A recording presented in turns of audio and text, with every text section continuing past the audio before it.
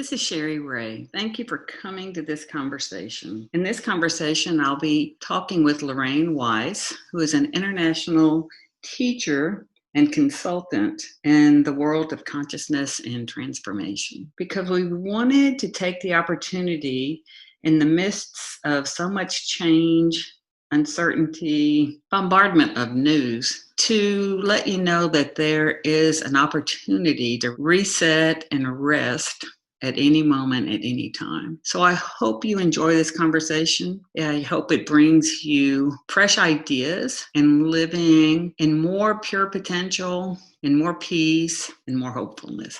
Thanks for listening. So today, my very treasured friend and teacher for a long, long time is Lorraine Weiss. And she had such a good time on our call last time. She said, let's do it again. I was like, well, don't say it if you don't mean it, because I'm booking you now. So, Lorraine is a consultant, and I'm not using any names but with full disclosure, we used some names last time, and then our video got blocked from YouTube. So we're not using any names that YouTube might pick up that says you can't use their name. So she's a global consultant in the world of consciousness and personal transformation and has been doing it for 45 plus years. So we wanted to have this conversation because one of the many things that she has shared with me over the years that I've known her is that no special conditions are needed to really reset and find this peaceful place within yourself. And so with the way the world seems to be bombarding us with options and situations and problems that don't seem to give us much of a break between occurrences, I thought it would be a great opportunity to have Lorraine share what she knows and have a conversation on that. And hopefully it'll help you put something in your toolbox as a gift to really come back and use moment to moment, day to day, or any time in the future. So welcome, Lorraine. Thank you, thank you, thank you. Yeah, you want to begin with whatever you might want to share? Thank you, Cherie. Nice to see friendly faces here. Well, it's like Cherie's saying, I mean, these seem to be particularly challenging times. Things are very unknown. And I think it's an opportunity to look at where you feel challenged and the possibility of being able to create a relaxed place inside of your own being, regardless of the external circumstances in any given moment, no matter how challenging, how unknown the external world seems, that you're a breath away, since that's our phrase for the day, from a little deeper connection with yourself, a little more opportunity to relax with everything in your life, internal, external, and to actually be able to put that into practice in any moment. Not like a meditation that you do in the morning and then you kind of go on about your day, but a moment-to-moment chance to opportunity to, it's like change your own channel. Get out of your head, start to relax into your body. And it's very available, very accessible, and an opportunity to start to deconstruct your own stories that can put you in a state of fear or a state of tension or anger, and recenter yourself in any moment, no matter what the circumstances are. And I even hesitate to call it a meditation. It's a practice. And we all have practices that we use, but a lot of times they're dependent on, being alone or being quiet. And that's much easier than when you're in the midst of everything. You're at work, or you're with your family, or you're listening to the news, or things that are guaranteed to bring up some kind of stress. So how can you just take a breath and start to connect with yourself at any given point in time? And this is where we're probably going to go off of our few notes that we do have. So over 45 years ago, I met my first teacher, probably my only teacher. And he's an Aikido master. And he still teaches at like 85. He has a dojo in San Francisco. He's very kind of an underground teacher, but he's in Aikido circles, he's probably known as one of the foremost, if not the most evolved sensei. He was O-sensei, the person who brought Aikido to America's protege back in the 50s. And I met him on Kauai when I was in an all-women band in the 70s. And he actually was working with our band because his practice of Aikido, which is a Japanese martial art, but it's very different than judo and all the things that are like defensive. He applied the principles of Aikido to non-Aikido practices, daily life. If you've ever watched martial artists or any athletes, one of the first things you see them do is get centered, get ready for whatever they're going to do. So working with music, my biggest takeaway that has been with me all these years and is kind of core to my practice is how to recenter in any given moment, how to become more present.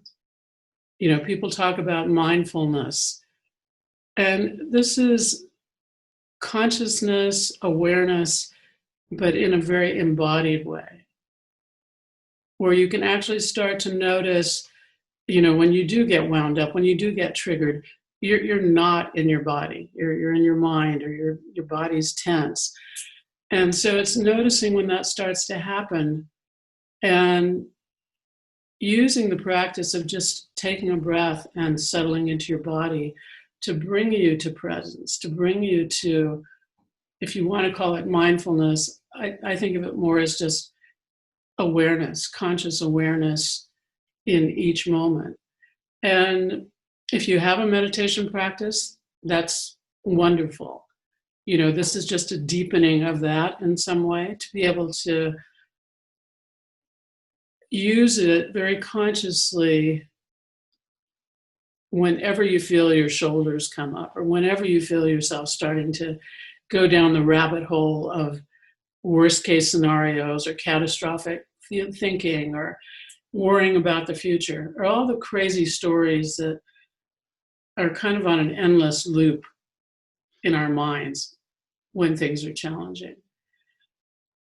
So maybe just in this moment, everybody just close their eyes for just a second. Let's just do a very quick check-in. And you can actually do it with your eyes open, but it might blot out any kind of distractions. To just take a breath and just allow everything to settle into your belly, into your hips. And notice, without any judgment, what's occurring in your body, in your emotions, in your thoughts. and not even attempting to change anything, just witnessing.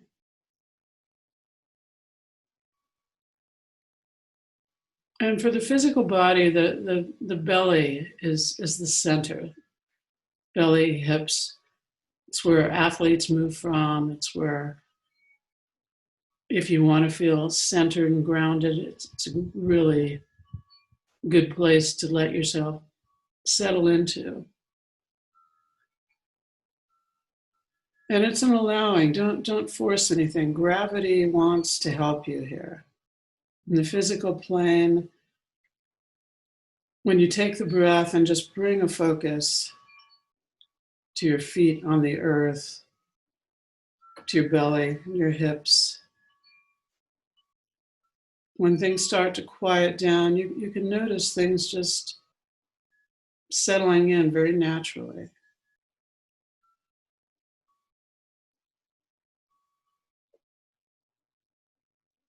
Good. So just an awareness of where you are. And even when we start to talk again, or you open your eyes, you can still, there's still the opportunity to be in touch with your body, with the energy in your body, with an awareness of your body. And maybe from this place, because we were going to talk about challenges, just feel or sense into what are the challenging places in your life right now? Where do you feel the most stressed, or where do you feel practices might be really useful? Cherie, do you want to say a little bit more about this? Yeah, because Lorraine, what I think is so helpful in becoming aware that this place of peace or a respite from it all is that the fact that it's always available is that even with all that comes toward us, our own mind generates what I heard you say many times as just unknown dread. You know, where you really can't tie it to anything around you, but it's just unknown dread. And that is such an anxiety producer in between the spaces of the current happenings in the world, whether regardless. So while it's not based on circumstances, it's are facts that we can tie it to, that we just have our minds have a habit of going into dark places and generate concern. And to me, it just goes in the bucket of unnamed dread. And I think that is something that was, really to really kind of label it and put it out there, because a lot of times you don't even know but there's anxiety running through your body, and it can all just go in the bucket of unnamed dread. So you don't have to concern yourself with it. You could use what you're talking about to just return to a place of peace from it all. Yeah, nameless dread. That's and there's a lot of stress and anxiety on the planet, and there is a collective consciousness that Carl Jung used to talk about, and there's morphogenetic fields, if you've ever looked at any of Rupert Sheldrake's work, where we are connected to other humans, even if they're not in our immediate space. And if you have children, you can feel when your children are anxious. If your family is suffering in some way, or family members, you feel that. Or just look at the news. And so that's kind of a background noise, I think, for everyone. But what if peace is an inside job?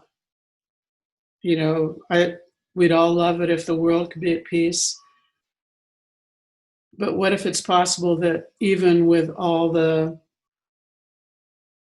everything that's happening in the external world, that you have a place to come home to inside your own being, where you connect with a deeper sense of yourself, not just your little identity that kind of gets very involved in the stories and can go into the fear or get triggered pretty quickly. So it's almost like a reset of being able to, not that you aren't aware of all that's going on in the external world. This is even more of an awareness.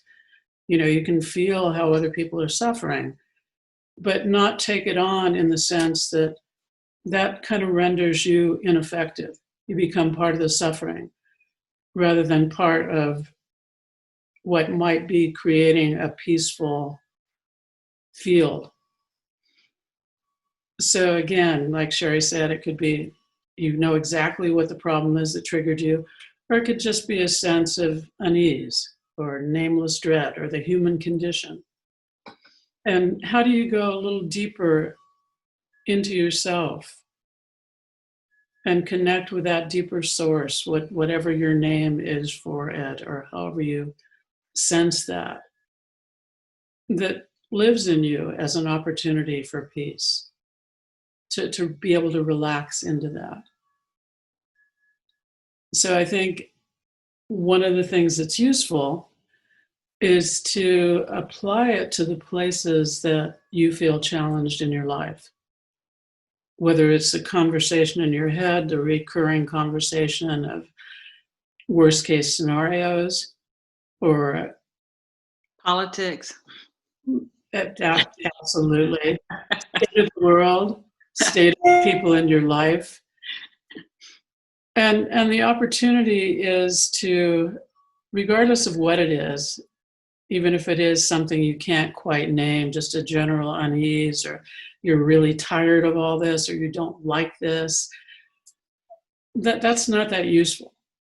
So in the sense of, I think this is going to be the part of the conversation where everyone has an opportunity to look at what their challenges are. Mm-hmm. Mm-hmm. Are we there yet? Is that? Yeah. Well, and Lorraine too, I don't want to assume that people know that there's a place of peace within them. So, because a lot of times people think it's, if they get things in the right place, that's where peace will be for them. So I think if you could possibly talk for anybody who is not aware of the peace that they seek resides right where they are, not at some future date or in some future place. Would you speak to that? Perfect. That's a really good point. I would guess that a lot of people on this call are painters, artists in some form. And I think everyone, whether they're aware of it or not, has some kind of practice or something they do that brings them to a calmer place.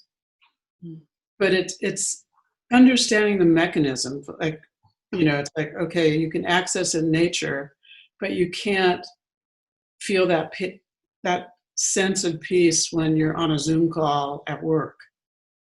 So, I would guess that everybody has felt that in some way, in some circumstances, or maybe even have practices, whether it's meditation or painting or being in nature, that, after maybe 20 minutes or so, you're in the zone. But what if your natural state is really that peace? And that's really what all the great teachers, whether it's biblical or Eastern philosophy, talk about being able to access, your Buddha nature or Christ consciousness, or, whatever you want to call that is within you. And, if any of those words are offensive, make up your own word for it. But it's more to understand your own states of consciousness and how the possibility of peace, or that connection to feeling that you might feel in nature after being in nature for an hour, or exercising and your endorphins are going, or all the external things that you might do that help create that. But what if without anything that's available?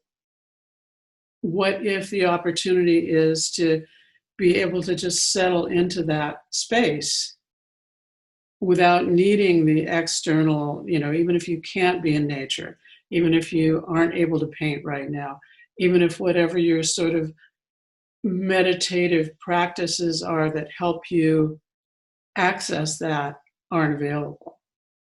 How can you take a breath and start to settle into yourself? I mean, you notice that, whenever anybody's talking about calm, it's always settle down. That there's an absolute coming into yourself that happens when you take that first breath in a intentional, aware way of being more present. And it's not a breathing exercise. It's more the opportunity to be more and more present and connected to yourself, and something even deeper than yourself as a smaller identity, a deeper truth of who you are, which is bigger than just the identity. The identity is formed by your parents, your circumstances, the times you're born into. But underneath that, there's something more that becomes more available and present when you start to connect with that, and you start to deconstruct sort of the programmed thoughts. And so in a sense, it's an inside job. Joy is an inside job. It doesn't have to be dependent on external circumstances. Peace can be an inside job where it lives in you, actually is you in your deepest nature.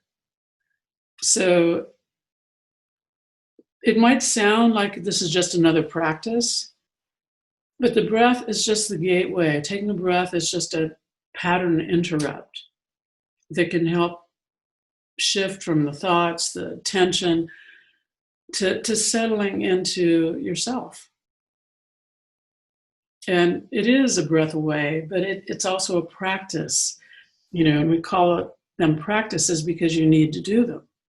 And it's so simple that sometimes people are going, well, how do I do that? Or, what do I do? It's more that you're witnessing yourself. You're becoming more self-aware of what creates the stress in your life. And the more you connect to yourself, the more you have a sense of what's available to do or what needs to be done to nurture yourself or to relax. And, basically, to put it in really simple terms, what if you could relax with everything in your life, inner and outer? What if you could relax with the state of your own thoughts, crazy thoughts? I mean, mine are crazy. I don't know about yours, but what if you could relax with the state of the world, because it's happening whether you're relaxed or not?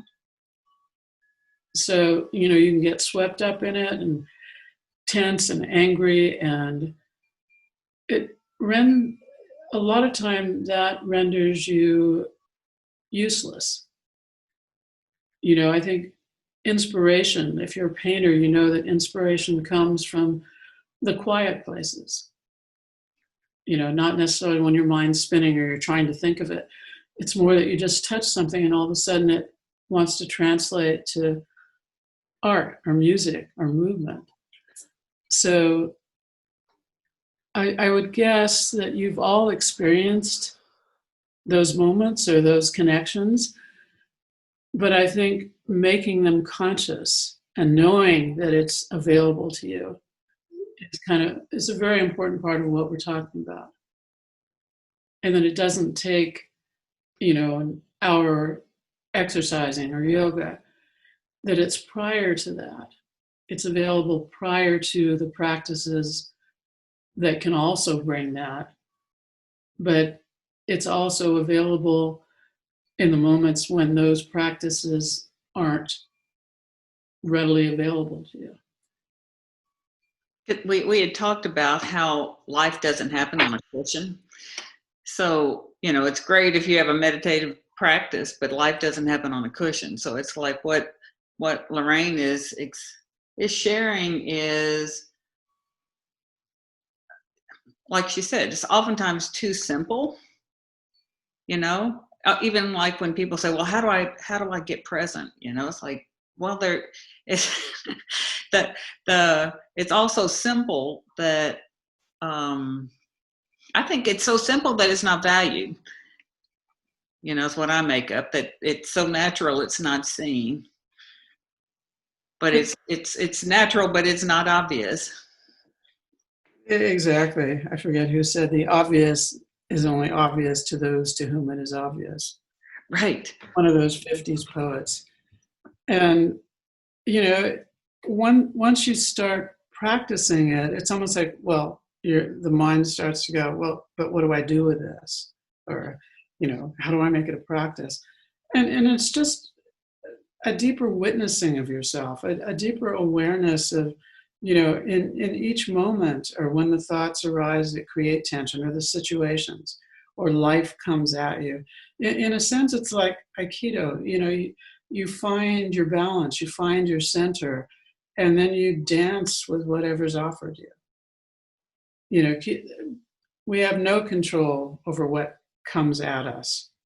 If there is a little bit of freedom within the confines of being human, it's our reaction to that. And sometimes it feels like there's not even any space in the reaction. But in the next moment, even if you've reacted to something in a way that doesn't feel good, you can recenter. So it's an ongoing practice, and you might have to do it 50 times a day, just witnessing yourself, just getting used to dropping in, just getting used to recentering. And yeah, this was where we were going to do Q&A about places where people are challenged, because it's all kind of theoretical. Even spirituality can be theoretical, and useful in many ways, but it's almost like an embodied presence moving with life. It's like, it's great to have read all the stuff and studied whatever nurtures you and whatever brings you peace or inspiration. But how do you embody that? How do you live from that, like in a cellular way, where that really is your ground of being? Mm-hmm. So, does anybody have a question just about anything Lorraine has said, or about how certain challenges seem too large to be able to find a center in the midst of it for you, or where it seems like there might be something outside the realm of what Lorraine's addressing, that, well, yeah, that's all good and it works here, but it doesn't work there. And maybe it's even just the facts about your life at this moment you're not in agreement with, or the facts about the world in this moment you're not in agreement with. But we'd love to hear from anybody if you'd like to just join the conversation. Kathleen, great. Please unmute yourself.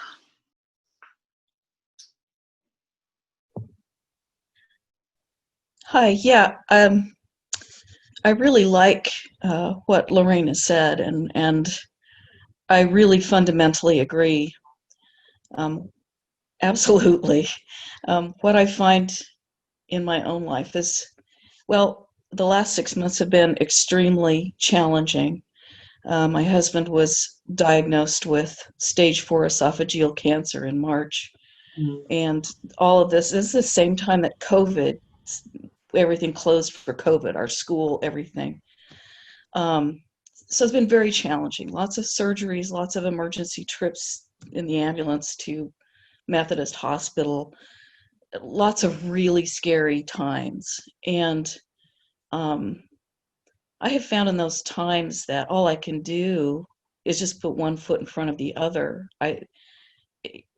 Peace, I mean, I can't even, there have been times when I can't even think.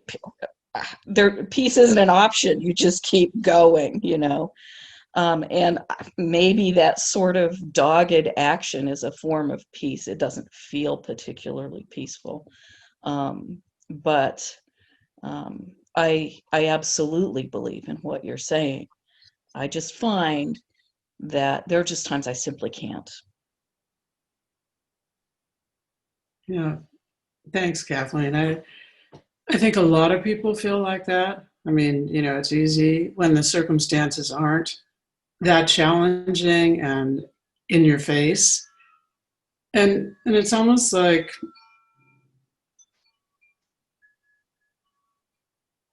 peace is not, or even a little more peaceful is not a passive state.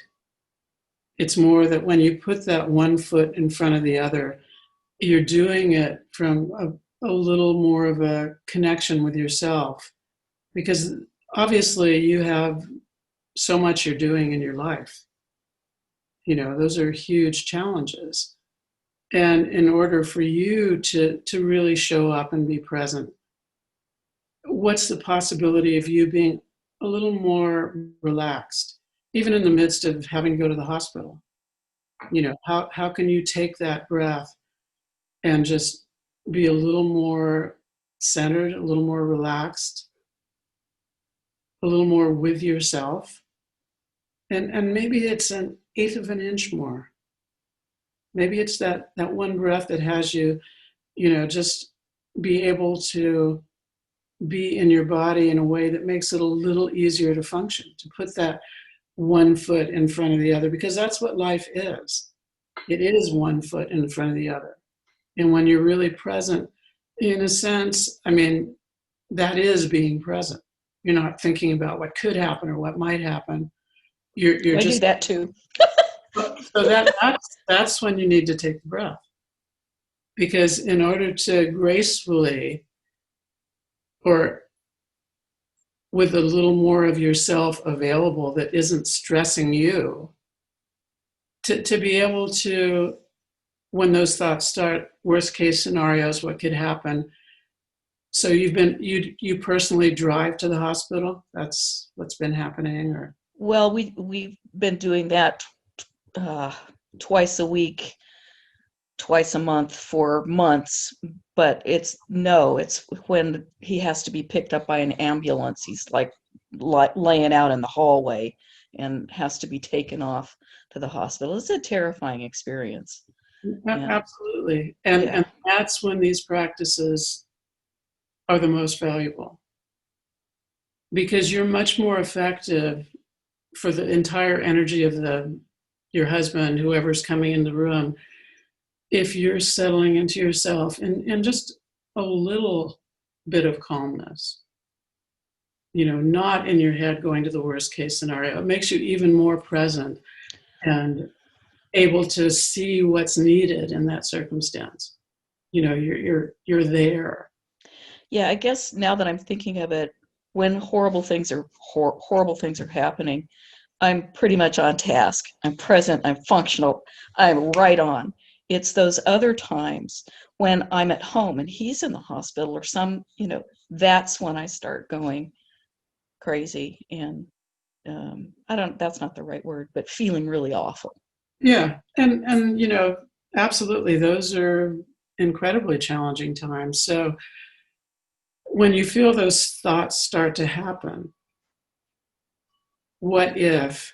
Because the state you get into when you have to be there and be present is automatic. You don't know how you got there. Right. Yeah.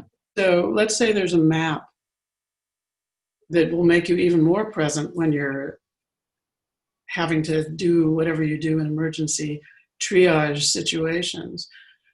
What if there's an opportunity to realize that when you access, or when you're being in the moment, you are really present, but you aren't sure how you got there. You're just there.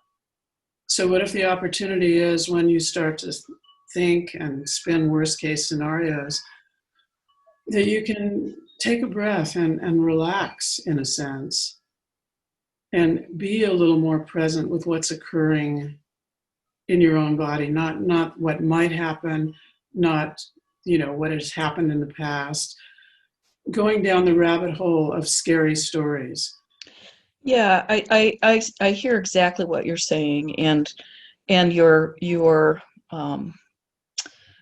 protocols for how to deal with that, I think, are really wise. One of the problems that I find sometimes is that when I do go into my body, what I find there is so much fear and anger and grief. It's just more really than I can handle. And I feel like I need to somehow escape it just to survive it. And does that work? Yeah, for a little while. Sure. So this is more of a long-term Hmm. practice, and I think for everyone, it's not trying to escape those feelings. Because when you start to settle in and you're really being with them, in some way you're allowing them to come to consciousness in a way that they don't have a hold on you as much as if you're trying to avoid them or push them down. Or so in a sense, to be able to relax with those feelings. That for most of us, and I think all psychology agrees with this, they've been programmed on a cellular memory since childhood. That it's not all happening in present time. A lot of it is old fears or old anxieties that come up under stress.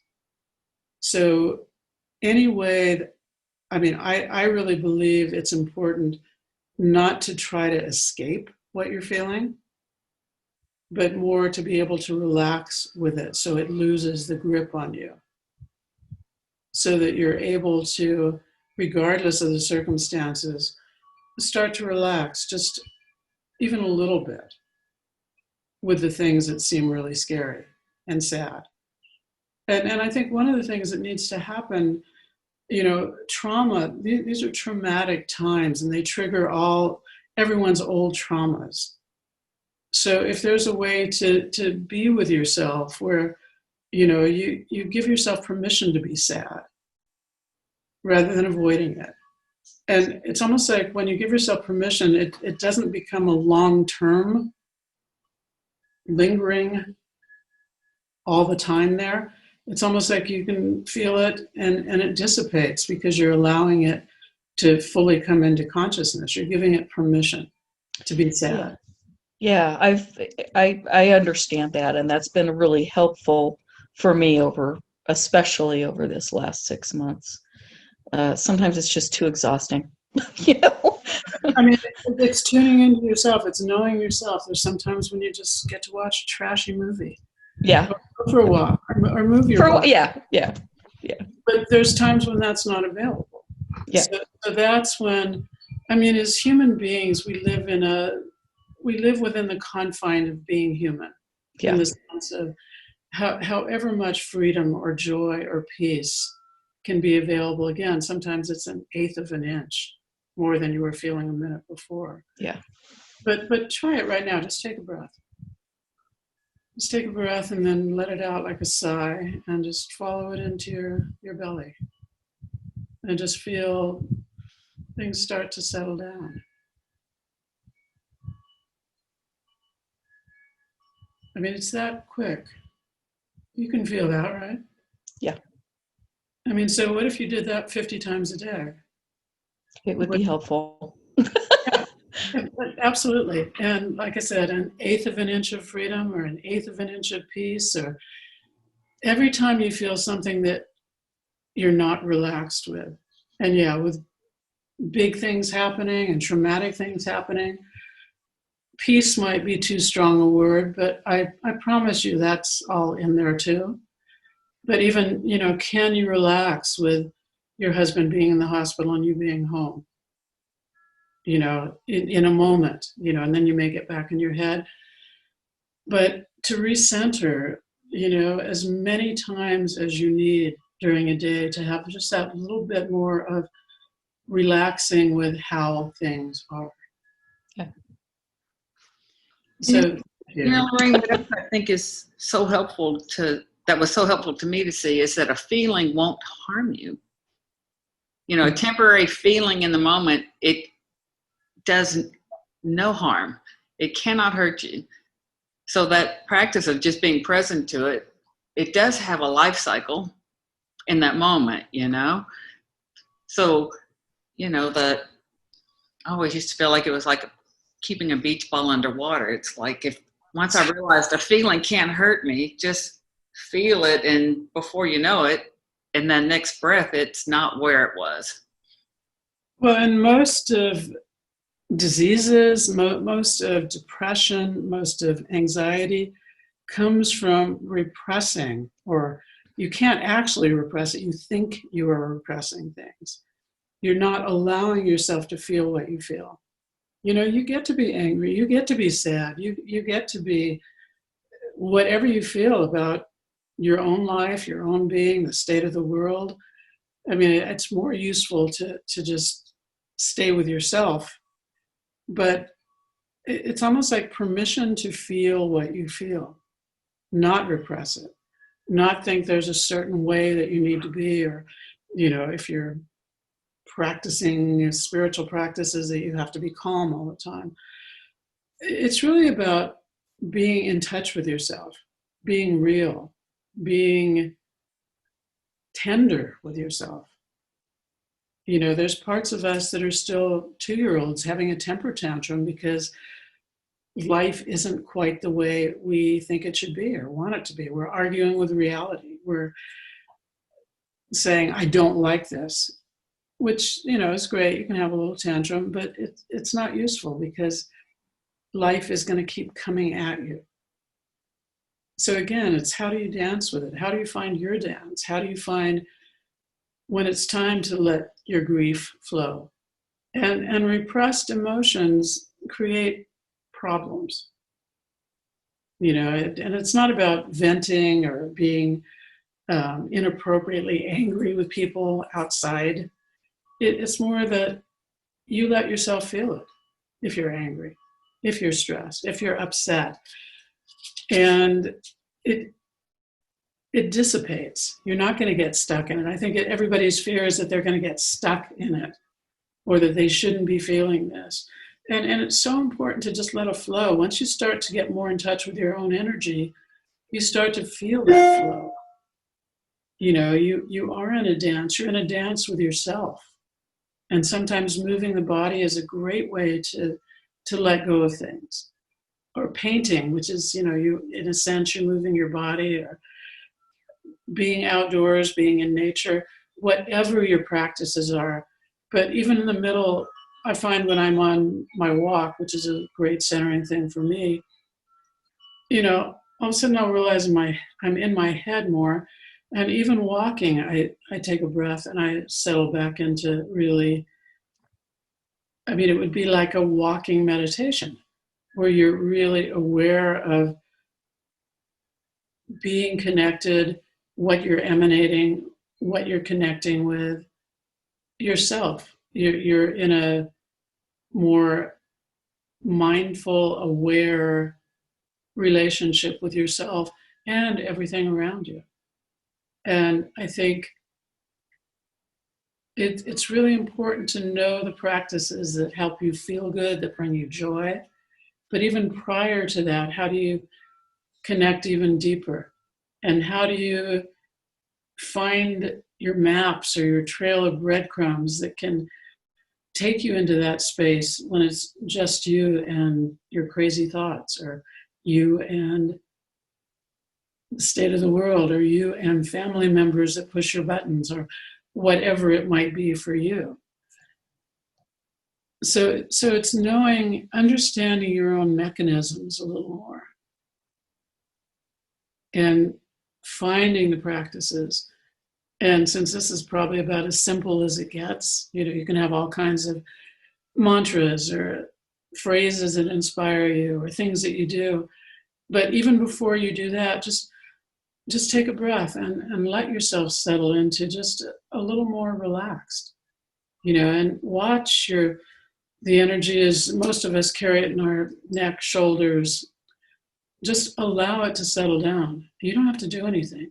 Gravity does it for you, and just bringing awareness.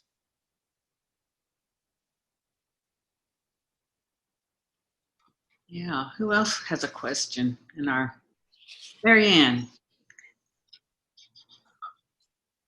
Hi, it's this has been for me just so incredibly timely. You know, it is just like the stars have aligned, and many of the things that I relate to during this conversation have everything to do with fear.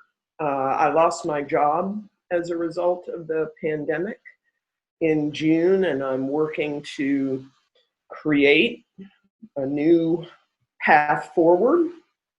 And one of the things that often stops me based on my own childhood trauma is fear. And so fear then often leads to the need to control, which leads to, I got to do this, I got to do this, I got to do this, right? So the practice for me, because I'm aware of that pattern, and this is not always easy, but it's one of the things I'm practicing, and that's when fear is present, to really pause and recognize that it's there and where it comes from. Because I'll go out into the future and I get afraid about money, and I get, you know, all of those things that my head can do. And so I don't know that I have a question so much as what's working for me is the practice of trying to come back into myself. Yeah. And I wish that I could say the fear didn't come as often as it does, but it does. And someone said to me, why don't you just set a plate at the table and invite fear in for, you know, a little snack, but don't let it stay too long, right? So it, you know, those are the kinds of images and tools that help. So I guess my, you know, if there's any other tools that I can put into my kind of little bag of how to become more present through breathing, you know, that seems to be really relevant for me right now. That's another good thing, another good point to address. It doesn't mean that fear isn't going to arise, having practices or being able to relax with things. It just means that you start to recognize it and immediately just start to relax a little bit more. You know, take that first breath. And again, it's not a breathing practice. It's just noticing, you know, when you're fearful, you hold a lot of energy in your neck and shoulders, and your shoulders get tight. And it's just taking that breath and starting the relaxing. Or, you know, do you want to set a plate and invite it in? It's going to come whether the plate's there or not. But it's more about how quickly you can come back to being a little more relaxed. So if fear arises 50 times a day, you know, almost before it gets a grip on you, you can feel when it starts. You can feel when the stories start. And that's when to recenter, to take that breath, and whatever practices have been working. But it's almost like, and I do believe it starts to happen less the more you're able to relax with it. But again, it no matter how evolved you are, you know, no matter how enlightened people claim they are, or however calm they seem in the external, it's going to arise. Fear, anxiety, whatever your personal stripe of that is. And so to be able to just recenter 50 times a day to where you're just relaxing a little bit more. So it sounds like you've already started some great things to work with that. It's just knowing, you know, it is like knowing, okay, this really works. You know, I'm going to recenter. I'm going to settle into my body. And it's not about not trying to have the fear. It's about recognizing when it starts to get a grip. So thank you. So Lorraine, it occurs to me that now might be a great time to just do a reset, and then we'll come back in to close, or how does that sound? I have lost my little timer thing. I have no idea what time it is. Wait, When, I'll be right there. okay.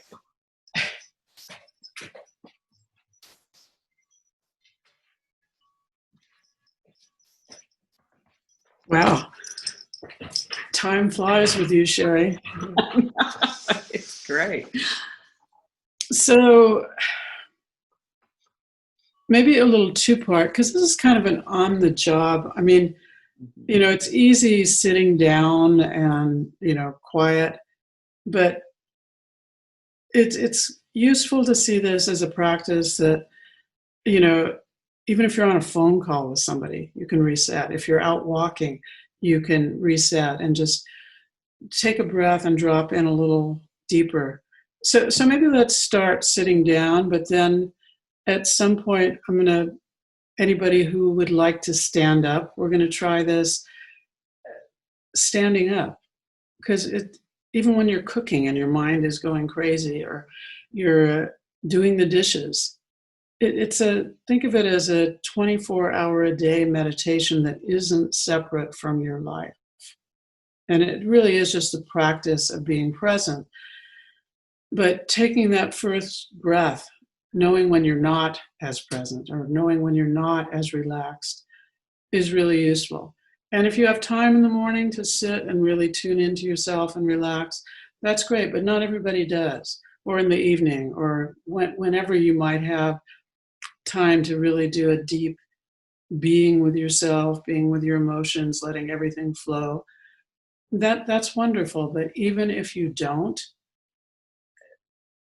in the moment, to be able to change the channel. Literally, it always feels to me like changing a channel. I'll be in my mind doing crazy stories, and then I'm a breath away from just that becoming kind of irrelevant, or at least I'm a little more relaxed with it. So let's just go in again, and then anyone who wants to stand up and try this, we'll do that. So just take a breath and just let it go like a sigh. Just letting go of tension in the physical body. And just witnessing, even if thoughts are arising, even if there's resistance, but bringing a focus to your belly and your hips and the whole basin of your body. The center. It's like shifting the energy from head and thoughts to resting, a little more relaxed in the body. Just feel your feet on the earth, resting on the earth. Feel the core, your belly, your hips, and just allow everything to settle. You don't have to do anything. Sometimes you're just a breath and you're there. Sometimes it takes a little longer. If you're really wound up, it might take a few breaths, might take a while. But with every breath, you're a little closer to connecting to something a little more peaceful. It's like being the center of the cyclone inside your own body. The world might be like a cyclone, but think of yourself as the point of peace or relaxation. Now just take another breath and just let it go like a sigh, and bring the focus again to the inside. You can notice the tension in the body, or whatever you're noticing, whether it's external or internal or more subtle energy that you start to feel when you relax.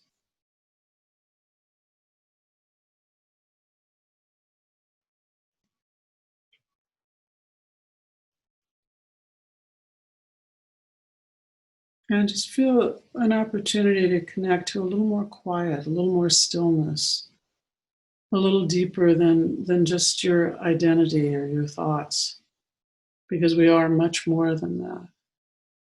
And this is a gateway. Relaxing is a gateway into that.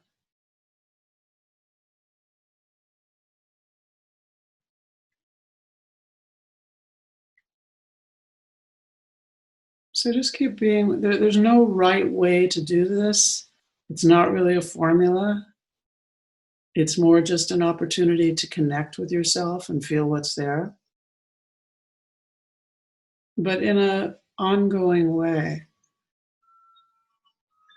So maybe just gently open your eyes now, but see if you can take a breath now, even with your eyes open, and settle back into belly, hips, really have an awareness of your feet resting on the earth. And it's almost like from this place, because this is where athletes move from, this is your center. So those of you that feel like standing, see if you can feel, it's almost like a wave or energy coming through the bottom of your feet, where you're going to stand, but you're going to move from your belly and your hips and your feet connected to where it's almost like the energy's moving you. Let less work. So anybody that wants to stand, just stand. And so we're going to do this standing. So take a breath. And it's like, feel your feet, feel your center, feel yourself relaxing a little more in the body, even if you're going to be moving. It can be a moving meditation, but your hips and your belly and your feet connected. And just take a breath again and feel yourself settling in. And there might be a movement. Sometimes hips want to move. Sometimes there's a natural, almost like alignment that the body can do. But again, the whole practice of being able to relax with yourself in any moment. You know, picture what doing the dishes would be like from here, or having one of those difficult conversations, or even a sense that your very presence is always emanating something. And if you can a little more consciously just bring that sense of relaxation into every interaction, or every conversation, or every challenging circumstance the universe offers, so that you're more in a dance rather than a resistance or an avoidance. And it enables you to show up with even more of yourself present, more consciousness, more compassion, more of you, more love, where you really are, your presence can start to be a calming influence on people. Your presence can be a blessing, in a sense, when you're consciously bringing that part of yourself, which all of us have. It gets obscured by thoughts and fears, but it's available, and it is a breath away. And again, you might have to do it 50 times a day. Fear comes up, take a breath and get in a little more of a fluid dance with it. Not resisting it. You know, it's almost like in Aikido, it's not a defensive. You don't ever want to defend yourself against anything. You're kind of out of this game. Yeah, you can sit down again, but sit down with consciousness. Sit down feeling your body. It's more, you're really more in a dance with life. And if peace is too strong a word, that's what's underneath relaxation. So I guess the opportunity is to look at how can you relax a little bit more with your life in any moment, no matter how challenging the circumstances are. And it's not passive. If there's imminent danger and you're relaxed, you're going to be able to move better, faster even. So thank you all. That's Cherie. Thank you, Lorraine. I just kind of feel like I have so much gratitude for you sharing this, and I just feel like it's a ripple effect that from the people on this call and even how they engage with the rest of their day will have impact. Absolutely. I mean, you can start, and I think it's kind of useful to feel when you're sliding into the collective fear and anger and angst. You know, in the 60s, they used to say you're either part of the problem or you're part of the solution. So even being a little more relaxed, you're adding something that is part of the solution. You know, better ideas might come. Your next action comes from being more present, not from fear. So I like to think of the ripples, and this has been a great group. Thank you, Cherie. Thank you, Lorraine. Thank you, and you know, just we had the title of this conversation as "Resting in the Big Okay," and our treasured friend Jill Crosby is on the call, and I want to give her credit because she's the one that coined the phrase "resting in the big okay." So, thank you. She was actually doing it. Yes. Jill is a really hard worker and a really busy person, and in the past, this was like 15 years ago, you know, maybe didn't rest in the big okay as much, but she was literally in just this amazing, beautiful, okay with everything space inside her own being and resting in that. And As best you could in any moment. There's no perfection here. So that's what I want to emphasize. There is no perfection. It's just even a 16th of an inch in any moment is huge. There's no finish line to cross and to get a ribbon or a trophy. It's just, like Lorraine said, moment to moment with just exactly how things are. Thank you all. I love the ripples. Maybe a little, this much more calmness going out into a world that's definitely in need of that. So true. So true. So thank you all so much.